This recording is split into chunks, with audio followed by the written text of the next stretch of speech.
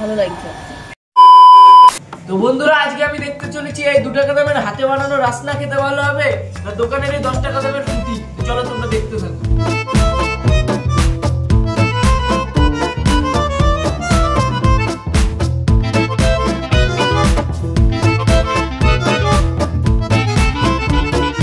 তো গাইজ, আমি এখন দেখতে চলেছি এই দুটোর মধ্যে কোনটা খেতে সব থেকে বেশি ভালো। আর তোমরা কমেন্ট করে জানাও যে এই দুটোর মধ্যে কোনটা রাসনা আর কোনটা ফুটি, এ কোনটা আর বি কোনটা। আমি এখন দেখবো এই দুটোর মধ্যে খেতে কোনটা সব থেকে বেশি ভালো হয়েছে। তো গাইজ, আমার কাছে তো এই দুটোই সমান সমানই লাগলো। তোমরাও ট্রাই করে দেখো এর মধ্যে কোনটা সব থেকে বেশি ভালো। এখন আমি এটা মাকে দিয়ে দেখবো এর মধ্যে কোনটা সব থেকে খেতে মার বেশি ভালো লাগে।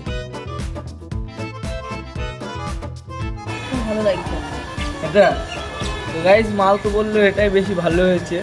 এখন আমি চলে আসলাম বৌমনির কাছে, আর এখন আমি দেখবো বৌমনির এই দুটোর মধ্যে কোনটা খেতে সব থেকে বেশি ভালো লাগে।